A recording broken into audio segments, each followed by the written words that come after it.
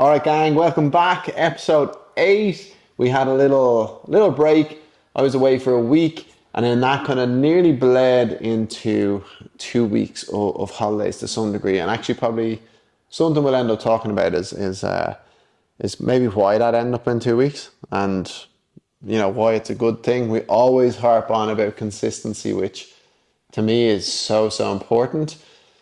I think it stems from not being so consistent when I was younger with things, but I think I never found what it was that I was into. I was doing different sports that I wasn't into in school. I was never good at stuff that I was not interested in. And then I kind of thought I wasn't a consistent person. But when I found what I was into and I stayed consistent with it, it kind of, I realized how valuable it is and was. So I guess what happened with us was I was away. Mm-hmm. We came back, and because we've just been, going, that week off for me, and almost like the week that you had, was the realization of how busy we have been. And almost busy to the point where we were like busy fools. People would have seen us posting every single day on the social media platforms. And we always set targets. Now we set 30-day target on that, and then we're like, we'll do 100-day. Like, no, we'll do a year. And and knowing when to stop is super important, because what was happening was we were getting less aligned with what it was that we wanted to focus on, and spending more time just editing videos and doing random videos that were becoming less and less like authentic in a sense. Yeah. But what really felt like after that week's break was actually needed another week to just level off and not get straight back into, I have to send a weekly email. We have to do a podcast. We also have to check in with people. We have to do all of those things. Yeah.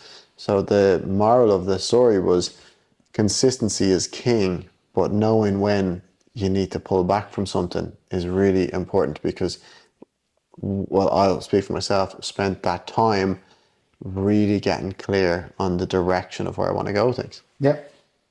I think I said it on the last one that it took me a few days to switch off on the holidays, and then I had a few days of holidays, and then you start to build it up in your mind on what you're coming back to.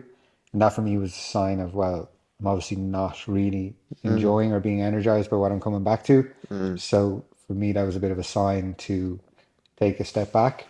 And then it was when I did come back, and you were in the trenches as well in terms of keeping everything going while I was away. We, without realizing it, we were both sort of on the same page. We were like, we both needed a break. And it frustrated me how much I felt like I needed a break. Yeah. But it would frustrate me more if I didn't have the power to somewhat change, my own life. If I was just going back to work for some other person, doing some job I didn't want to do, at least I had the power to be able to say, well, no, something's not right here. Let's take the time to step back, take stock, and see what we can change and try to learn from that. That's actually really good point of view that I would forget more often than not, that I'm also very lucky that I do have the ability to change, and anybody does, like you, leaving your career when you did, and we can all change. And in some ways, working for yourself, it's like an absolute blessing, because you can kind of navigate and pivot. But there's also certain things now as I get older and responsibilities where I can't just, for example, drop everything and go a different direction in many senses. Go on a gap year. Go on a gap year. Yeah, God, that'd be nice. But it would be nice, and it wouldn't. Like I really kind of started settling in and enjoying the time off with the kids and Lynn's. Because what happens to me, I know we've probably talked about this before, but what seems to be the case is you're going, and you're enjoying it to a point, and you get kind of caught up in it. It's like the thrill, and then you get a little break, and you're like, no, you can barely sit still, and you're like, is this what I'm always going to be like? So I need to be busy. But in fact, you just never give yourself enough time to cross over into me realizing that, like, I'd have loved, like, I used to come home from school when I was a kid. My mum would put me in, like, an older brother, so he wouldn't be there. I'd go into the playroom, Fireman Sam on the telly, bottle of milk, blanket on, don't talk to me. Yeah. You know, like that was something that was like life for me. Yeah, Like yeah. I don't get that at all Is now. that what you But did all last week? literally on holidays, I actually got to do that sometimes. You know, Yeah. Veda was in sleeping, but Bodhi was, you know, in the middle of the day like that. He's having a rest. He can go and, you know, watch some videos or something like that. And like one or two of the days, I was just lying on the couch and like, oh my God, I'm fully allowing myself to mong here. Yeah. And it just was really nice. So I think you Yeah. can settle into that life of like doing that Yeah. more than you think, especially if you have hobbies and all those things. But really, what happens to me when I get that headspace, I eventually tap into my creativity. So Yeah. I get out of my ego mind, let's just say, where it's all me, this, and then I can zoom out and look at the bigger picture. Yeah, definitely. And for me, when I get that time, you know, in the rare parts during a working week, you'll get time where I actually don't have something to do right now, and there's like an hour or two before I need to be somewhere else. Yeah, yeah. It's okay to just say, well, I'm just going to chill. I'm just going to watch Fireman Sam. Or I'm going to, you know, I'm just going to chill. But it's hard to, because you just got caught up in that mindset of, oh, I should be doing something, or I should be improving in some way, or I should Yeah, be. yeah. But sometimes the best thing to do is nothing. Do nothing, yeah. Yeah. But so we go back to I talked to you about that summer that I had one year where Bodhi was either very young Oh, or sorry. he Yeah. wasn't born. I was PTing, but I had free time that summer. There wasn't as many people around. And I just found myself finally having these days where each day wasn't that busy, but I also had something to do each day. So it was Yeah. kind of nice. I could still build a schedule where I wasn't sitting there going, what am I going to do? I'd have enough clients to kind of like, you know, tickle my professional interest, let me just say. And then we'd go down and I'd be going for swims and I'd be lying open like I don't have anywhere to go, anywhere to be, and I'm just really enjoying it, you know, in between training jiu-jitsu and stuff. And I think for me it's about creating a life that allows for me to daily like do something that I love to do daily Yeah. in terms of work. And obviously there's going to be periods you're going to be busier and stuff like that, but like create a life where every day you're kind of getting stuff done, Yeah. but it's not crazy busy. So you never reach that point where I'm so tired I need a holiday, go on holiday, spend half the holiday wrecked and thinking you can't be on your own for any length of time without, you know, needing to do something. And then the last few days I'm going back into that. And the problem, like you're saying, is when you are kind of working for yourself or you're trying to build something, each of those hours that you get, you're like, oh, I should be doing something. That should be doing something is the thing that we just essentially never give ourselves any time then. Yeah. And then you become the busy fool because it's diminishing returns. Yeah. Like if you put a good stint in, the best thing you can do for yourself and for the business sometimes is take that time because that will energize you and you'll bring that into what you do Absolutely, the yeah. next day or No, whenever it 100%. is. I think it's creating clear boundaries. Like Lindsay, for those who don't know, is obviously works with, she's a female fight nutritionist is the name of Yeah. it, and works with people all over the world. And the problem with that is, yeah, it's amazing. She's got a great job. She loves it. But you're constantly getting pinged and you see the notification coming in. And it's like, it's not even that you're like, I'm not going to reply to that until later. I'm going to park that till later. But now it's in your head. Yeah. And now it's in your head. So what she found super valuable while we were away, she still had to keep in touch with some because new fighters, they're fighting that week and all. But she loves it. So it's not like, it's not the type of work where she's like, writing reports or doing anything like that. She wasn't doing that. She was just checking in. But what she did was she would just log out of the app completely, park it, and then come back for a half an hour later on, deal with it then. And it's all in one little fell swoop. But I think if you, while working for ourselves, and I think this is going to be like, we'll have our conversation, our work conversation after this, I'd say a lot of it is going to be implementing kind of the boundaries for ourselves, holding each other accountable to them, but still getting work done. Yeah. But just been making sure it's like structured. Yeah. You're not on the laptop at 9 o'clock in the day. Yeah. I'm not trying to carry work into the weekends when the kids are out, you know, something like that. Yeah. I was using the flexibility that I had by working for myself and being in control of my schedule. I was sort of using that to my own detriment in a way because I was just like, well, then I can just work whenever I'm free Yeah. or whenever I get a chance, I can just be working. So for me, like even when we go on the retreats that we go on, or the week that I was away, my favorite part of it is not having my phone on me. And like, I would leave my phone in the room and I Yeah. go out and about and do whatever during the day. And like I said this to you before, like I thought the battery on my phone is just crap because it's always like 20% by the evening time. Yeah. But when we're on those retreats and I go up to my room in the evening and check my phone, it's on like 80%. So it just I haven't even looked at my screen time. I'd say it's ridiculous. So It's crazy. yeah, and I've already found myself sort of drifting back into some habits. So I really do have to keep an eye on it. Well, when I was away, I noticed, like, albeit probably collectively spending a little bit more time on like YouTube more than anything. But on YouTube, I was finally like, instead of looking at personal development stuff and all that, I was like looking at skateboarding, like something I used to love, still love to watch, don't do it. Skateboarding, I was watching like Netflix documentaries on living in Japan, like just random stuff Yeah. that was really nice watching Yeah. versus that like different energy thing. And I was on social media less. And then when we come back, it's weird because you don't have as much time. When you do sit down, you flick on something and it's kind of stimulating you and you're kind of, oh, boom, boom, boom, boom, boom. You're actually on the social media more because it's keeping you in it's almost energizing you, but negatively. Yeah. Like it gives you the like kick, oh yeah, we're going, which you don't need more of. No. But like you kind of think you need more of that to Yeah. keep you going. But what we find with the kids is, because you're all like when like I'd be around a little bit more like than let's say if I work 9 to 5, but at the same time we kind of are juggling it a lot. But when you're with the kids and they're doing God knows what, they need your attention. Like every time we joke about it, every time our ass touches the chair, Bodhi's hungry. Yeah, it's just that you're fucking hell, like, which it's grand. It's just parenting, but you couldn't like write a book. Or write a book, read a book, Yeah. or write a book, or you couldn't do any bits of work really, or you can't really give your attention fully to anything, or you certainly can't sit there in silence because there's some God knows what children's song on the fucking telly like that you've heard 6 million times, like,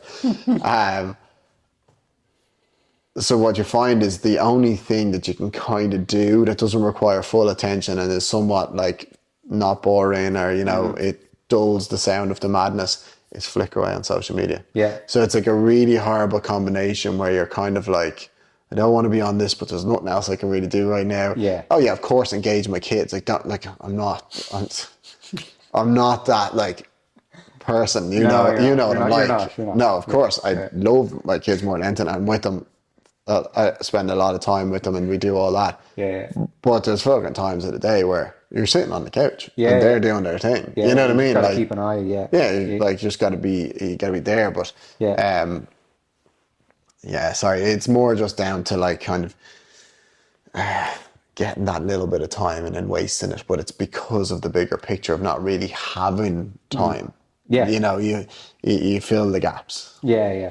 And I think what will be good for us to do, people in general, is when you have that time with the kids, you're sort of there and you are enjoying it and you're doing whatever you can do in that moment, but you're not resentful of that time is taken away. I could be working on something else. Yeah. So you have those boundaries in place that, I've either done my work that I need to get done or I've got time boxed off later or whenever to do it, but that you're there with the family or you're doing whatever and you can actually just be present and enjoy it rather than being like, oh yeah, but that thing needs to get done and, come on, go to bed, because, that'll be the one day that the kids don't want to go to bed or you can't get them down. Oh, 100%. Like that's really challenging. It's like, okay, well tonight we'll like take the hit and it could be anything and we'll do it once the kids go down. And next minute, like you're going to bed at the same time with the kids because the kids have like had too much sugar or something. You know what I mean? Like just exactly.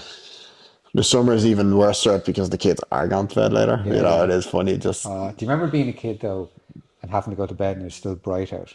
That was such a big thing. I used to hate that. Yeah, it's so bad. Yeah, I don't know how parents get kids to go to bed these days. Well, Bodhi's great for it, to be honest. He doesn't really. He's never mentioned the fact that it's bright outside. Thankfully, he is only 7. So, but when we were down in British, so for people that don't know, like the holiday home that we go down to is like a mobile home, and it's all outdoorsy. It's just that's all it is really. the kids essentially, because they're there for the whole summer, most of them, they kind of go down. It's like I did as a kid, but now the way our lives are, we would just get to, it's my mum's, we get to use it for a week on here and there. So Yeah, whenever it's we go down, and albeit that we sleep in probably an hour or two later than usual, like it's ghost town. Like even all the parents and all, it's like time. It's like everything's on a different time frame down there. So like everyone kind of wakes up at like 11, and the kids are out playing then until like 11 at night. yeah, But like our kids would be like, even at a late kind of stage, they'd be like in bed already by then. So Yeah. they're like paper thin, the walls of the van and all. You can hear everything outside. So what I find funny, and how he's never mentioned it to me, is we're going to bed and there's kids still laughing and playing outside, but it's 11 o'clock at night. And like 11 o'clock, like that's probably a stretch, but he was staying up till almost that at times, which then meant us staying up till like 12 or 1, which is like crazy when I go to bed like 10. Yeah, it's so funny because I feel like when I'm here, I'm in such a routine of when I wake up, or when I go to bed and when I wake up, it's like as soon as I'm in my sitting room, my body just starts to fall asleep at like 9:30. But once I'm away or I'm in a different environment, like it's like suddenly that goes out the window and I can stay up. Yeah, yeah. If I sat in my sitting room and tried to stay up till like 10:30, I wouldn't be able to. I would be a zombie. But for some reason, if I'm away or if I'm in someone else's place, no problem. Yeah, yeah. It's funny because I really enjoyed it as well. But I also do, like, we start work at 6:30. I do enjoy being in work at 6:30 because I'm able to get a lot done. Like by the time we're recording this podcast, it's like 12 o'clock in the afternoon. We've had a full mornings of work. Yeah. And whatever else, and we're kind of doing this. We'll chat afterwards, and by 2 o'clock, well, I'll have boxed things off today by 2 o'clock for me on a Wednesday. You tend to upload the podcast and kind of stuff like that. But, for the most part, it's great to do that. However, after years and years of doing it, and now because talking a lot about kids today, man, you're getting a good insight. But now because, like, let's say the summer, they are staying up later, and then it means that myself and Lindsay don't get any time together if we don't stay up later. Then I'm not getting sleep. I really hate that if I'm not getting enough sleep. Yeah. That's when those early starts, I'm not as keen on them. Is would I prefer to just like now kind of go into a life of slightly later, nothing much later, but like the 7:30 get up, or the 7:15 or something like that, 7 o'clock even, and it means kind of, even if it was 11 o'clock, I'm going to bed, I'm still in bed for 8 hours. Yeah. But it's, the nature of it is like some of my best long-term clients all train before that because they've got busy lives. Yeah, and people want to get in and train early, and like if I didn't train other people, I myself would want to train before my job that I had. I'd always want to be training in the morning, but I agree. Like my alarm goes off at 5 o'clock every day during the week. So that's when I'm up, when I need to get up to commute in. But some days, like especially after a long weekend we just had here, Tuesday getting up felt fine. And what I'm sort of messing around with at the moment, it's that you can get these alarm clocks that sort of wake you up. Yeah. At a certain point. I had one for you. Yeah. I want to explore like one of those trackers or one of those alarm apps to see, because sometimes I can wake up at that time and it's like it caught me at the perfect moment, and then other times it's like I went 5 minutes too long, or I was in a different stage of sleep. Because that makes all the difference for me. That makes the difference of whether I hit a wall around now in the day or whether I can just power through for the day. Yeah, I can't remember what it was. I had a clock and it but I can't remember how it figured it out. It was one of those light ones. Yeah. Yeah. But it began lighting, and that kind of slowly starts waking you. But was there something else that I had that was like an alarm clock based on my sleep pattern and when it could tell that I wasn't? I just got this app yesterday which claims to do it. I haven't tested yet because I didn't want to test it on the morning. I need to be up at 5 and I sleep until 8 o'clock. This was the perfect time to wake you up. Yeah, but I'm 3 hours late for work. But you were having such good sleep. So I'm going to mess around with it and see. I don't believe it can do it just through my phone. I think that's what I used before. Yeah, but I think it claims to. But that's what I think it'd be even more accurate because I want to get a Fitbit sort of tracker thing. Yeah. Don't want, like I'm looking at different ones to get. So I feel like if I get that connected up and it's all monitored, I'd be interested to see. It'd be like a little experiment I'd run myself just to see if I notice any difference. I'm sure also Louise would be grateful of it as well because the alarm won't be going off real loud Yeah, at 5 a.m. It'd be a bit more gentle. Jesus, yeah. Yeah. Well, I genuinely, I remember the phone and whatever way it was able to do, it just catches it. The only thing that it kind of used to make me psychologically raging a little bit was like if it woke me a bit earlier. Like let's say you're up at 5, but it's like, yeah, but the right time for you is actually 4:45 Yeah, and today. that's what it was saying. Yeah, It said we will wake you at some point between 4:45 and 5:15. yeah. It like gives you that like half-hour window. So you're like, all right, well, 5:15, I'm late. 4:45, I don't want to be up. Yeah, You know, like so. exactly. It works all well and good for probably someone day to day life who kind of gets up Yeah, in and around 8 o'clock. yeah, You know, like, but strict schedule, it's hard. yeah, But what's nice, I think, what if this is the hard thing when you're constantly getting up really early for work. I think like we would is or really early, depends how yeah. fucking mad you are about, there's the 3 a.m. get Like your uppers Mark there. Wahlberg, yeah. Yeah, exactly, yeah. Psychotic, really, Yeah, but but people think we're crazy too. yeah, But no, so you get up that early, but then it gets to the weekend, you don't have to be up that early, and you're probably lacking a bit of sleep, so you want to sleep in a little bit, and then that affects that circadian rhythm body clock yeah. that you want to build in. One of the, I remember one of the guys, Joey, had a sleep coach into his workplace. And he was a really good guy, and I think it was in LinkedIn. They brought him into LinkedIn, and he was saying that the number one thing is actually getting up, like for tiredness and energy thing, is getting up at the same time every day. Yeah. So whatever time you get to bed or whatever like that, if that changes, so be it. But the getting up time, Yeah. and you know yourself, if you get really into the rhythm, you haven't had a break from work, or you're like not in a bad way, but you're just on it.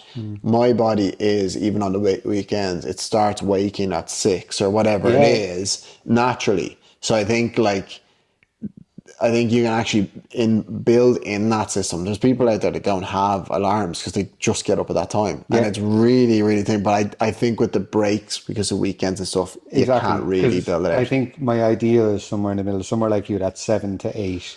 And I could Yeah. happily get up every day at that time, but it's because I do that like hour or two earlier during the week. I don't particularly want to be getting up at 5 a.m. on a Sunday. Especially when you don't have somewhere to be. Yeah, Like, exactly. And I'd rather stay up a bit later on a Saturday and sleep in a bit later so that, yeah, yeah. But for now, I have to just be okay with the fact that I won't be able to build that perfect rhythm. yeah. But it's not like I'm a binger either. It's not like I wake up at 5 every day during the week and then at the weekends I'm in bed till like 12. Yeah, I'm the yeah. same. Generally, naturally, I wake up by 7, half 7. Yeah, on the Yeah. weekend. Yeah, well, I'm trying to think back. Is like it used to be when I first started into this industry. I was still young, like early 20s, and I was sorry, I can hear the kids going wild downstairs. I'm just wondering if the dogs and all are still alive. Friday's friend is over. Yeah, so when I first started, it would be that thing of like, oh, I'm up at 6, and it's like, oh, I'll stay up anyway. And it'd be like 12, Yeah, and I yeah. wouldn't be sleeping. So then when I get to the weekend, I'd be like, oh, I'm gonna sleep. And it's a terrible cycle. And again, going back to kids, because that's what this whole fucking episode is about, is on the weekends it became like, well, Lindsay needs a dig out and she's going to sleep in. I'll get up about it, and that Yeah. forevermore was like that kind of early, like 6:37 anyway. And then it just became a thing where I was like, I kind of first time ever where like it was just consistently up at that time, and my body clock was waking anyway. I felt relatively rested, Yeah. within reason. I mean, you never really feel rested kind of if they're not sleeping, but there was that kind of feeling where even on the weekend, it was nice to get up early because Yeah. I was just kind of up and I could do my few bits or get time on my own with the kids or, Yeah. whatever it is. So I think in time, I'll definitely be parking the 6:30s and moving towards, like, I would probably just say I'd like to be waking up around that like 7 o'clock thing. I think is like now, like when I was a kid, 7 o'clock was so early. Now I'm like, I could do 7 o'clock all Oh, week, yeah. Me too. 7 to 7:30. Exact same. Like I remember way back going to the gym at like waking up at 6:45 or 10 and thinking that was really, really early. Yeah, yeah. So yeah, to me now, like 7 or like half 7 is like a lie-in.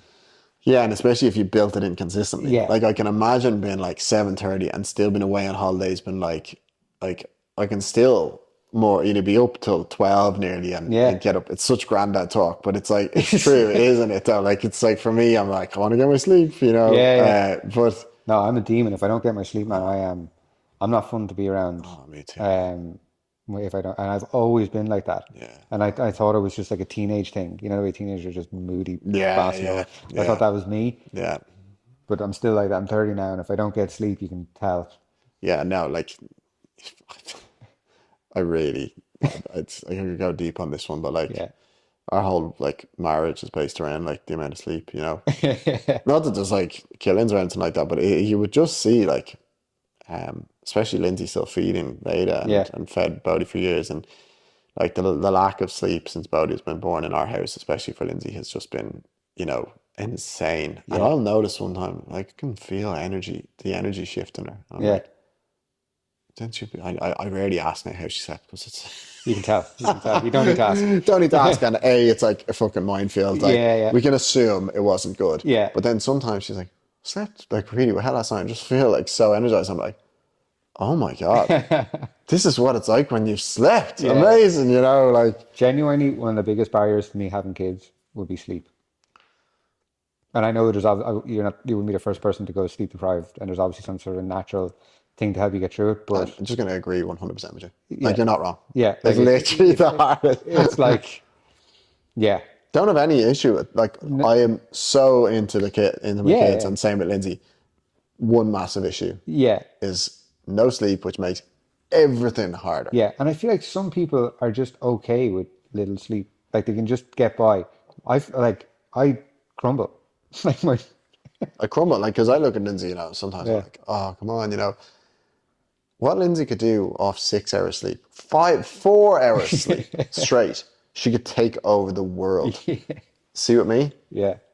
Anything outside that 8, and I'm, yeah, Oh man, 4 hours sleep. I'm coming down with my clothes on backwards, my shoes on the wrong feet. Like, I have no idea what I'm doing. so true.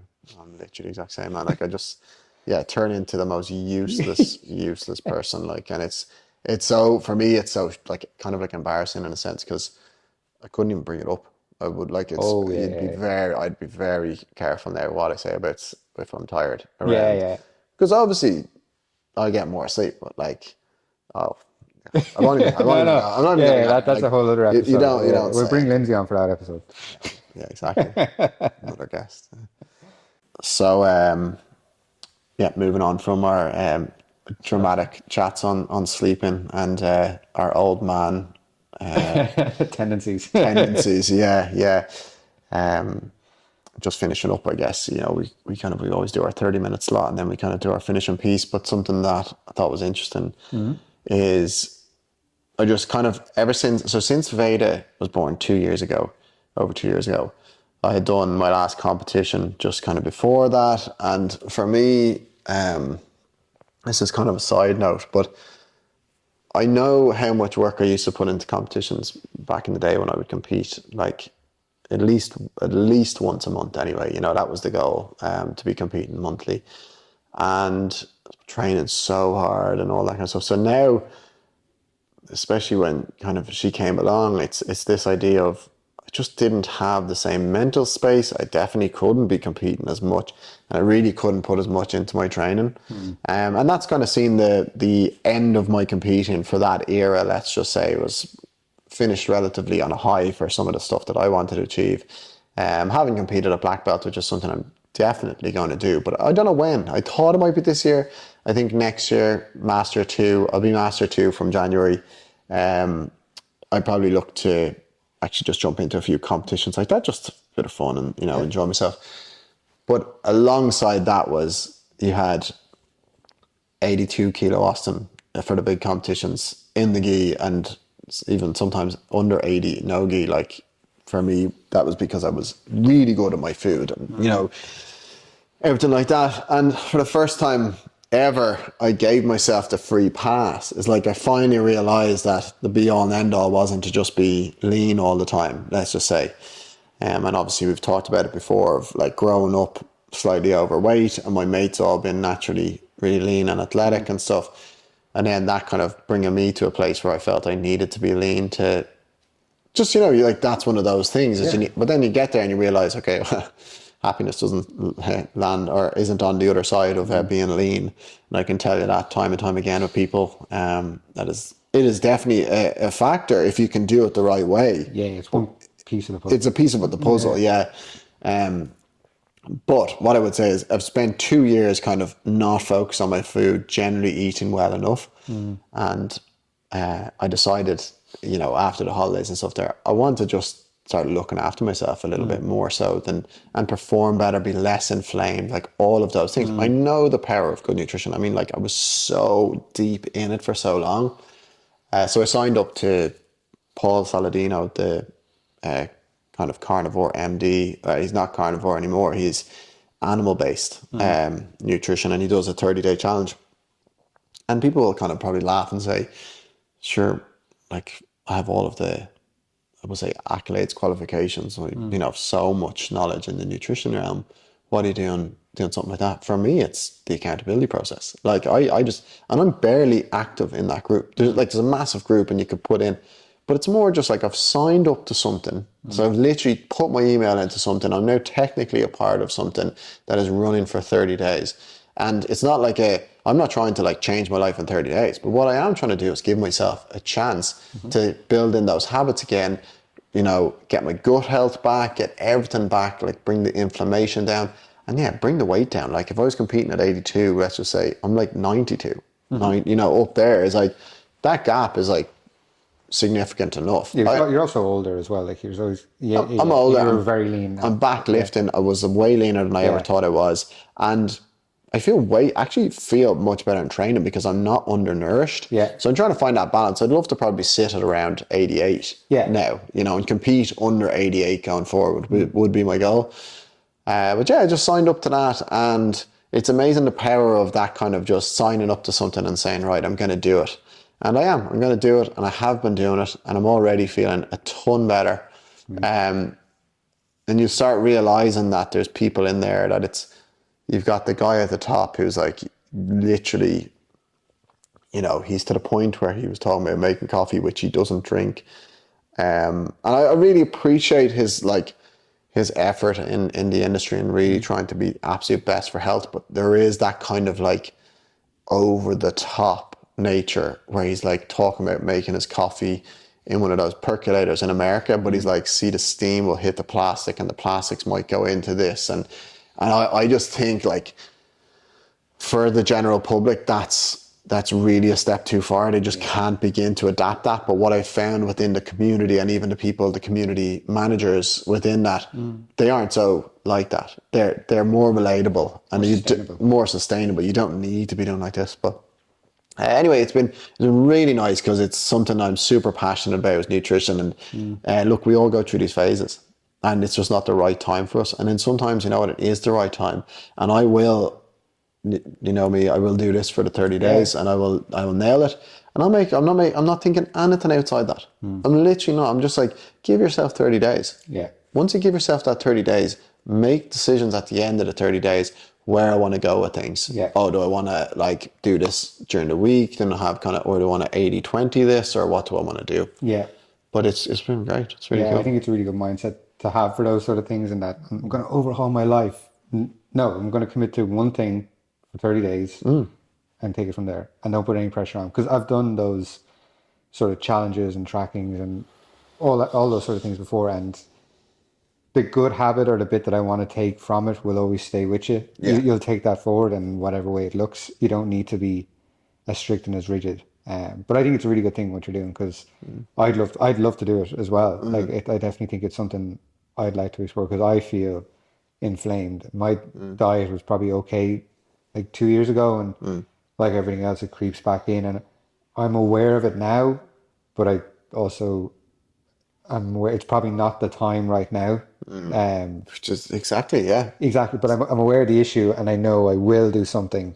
And once everything lines up, I'll do it. Yeah. Well, when I first started into training people, I was under the impression of, again, get people as lean as possible, as fast as possible, and then like they'll be grand from there, and like everything will be perfect. Yeah. And I would do like the 12-week cuts of people and I'd get them down, but then they'd kind of rebound and whatever else. And it's just not a good mental space. But that's what, especially for me, that's not what this is about. I'll probably lose some weight or whatever else, but that is not what this is about. This is, again, just giving myself space for 30 days to focus on myself again. And let that, not expect this to go on further than that. Yeah. But like you said, take some really good habits of even just getting your meals better, like, you know, and maybe snacking, you have little bits around it. Yeah. But it's what you take from that 30 days. So don't try and change your life in 30 days. Just reset for a second and prioritize yourself, and then see what you can come up with. I think going into it with that experimenting mindset in terms of that, I'm just going to try something and see what happens. Like, that's when I've learned all the biggest things about my own body and my own, I guess, how I respond to things, is just trying something new, tracking it for a while, and just seeing the benefits from that. Yeah, no, you got to do it, because you'll realize certain things don't work for you that they do for other people, and that's fine too. But it's definitely something, like, we've conversed about this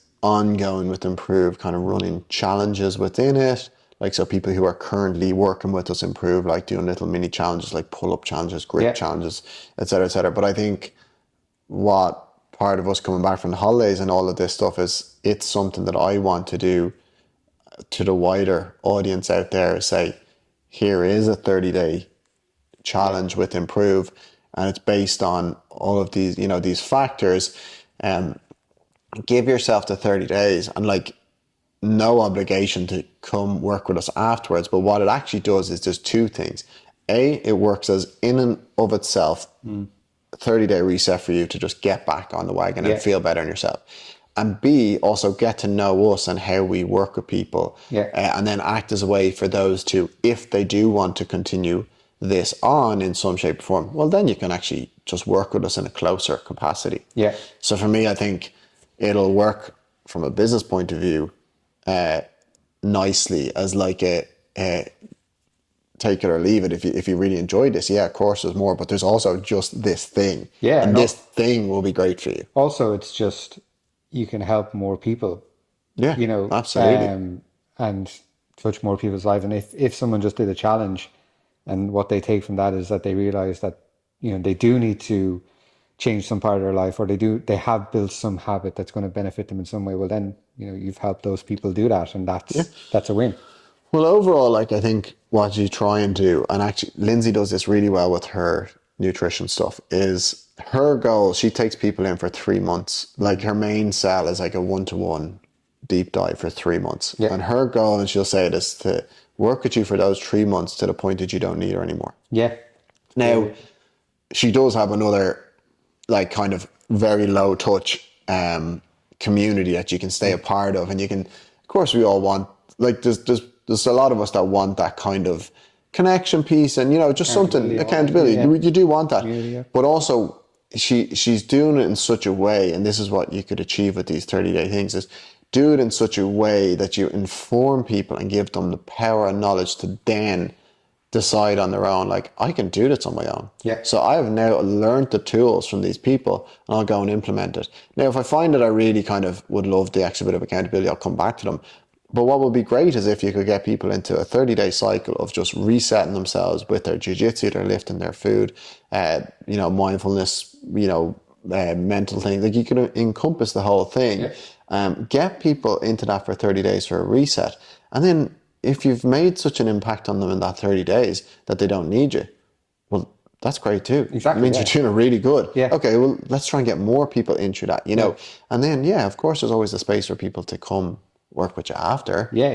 But, you know, your goal as a service provider, and if you're thinking about people first rather than, you know, business and numbers, is how best can I serve these people? And if I can serve them incredibly well in a 30-day period, there's two options. There's two outcomes. They go off delighted with themselves and they're completely happy with the new things, or you've gained another member for your ongoing community that just wants to engage more and be a part of it. You know, so super beneficial. Absolutely.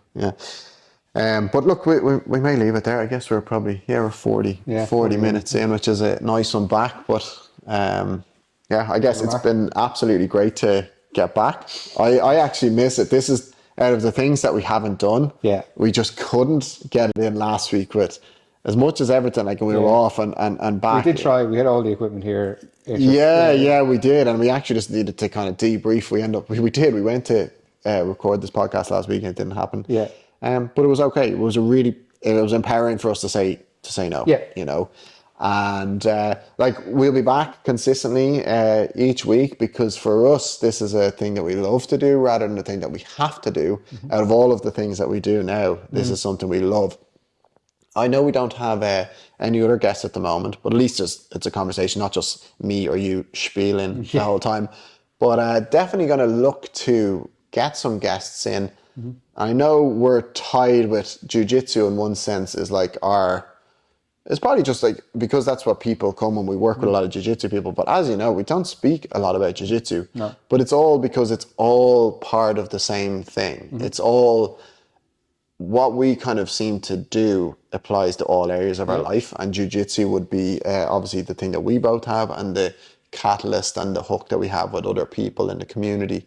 But when we do start getting guests like the people that we did have on before, like Paul and Annalise and Andrew, it may not be jiu-jitsu, and that's kind of cool too because it's for us not just about that, it's about overall personal development rather than just getting better at jiu-jitsu, but it can affect everything, we like to think.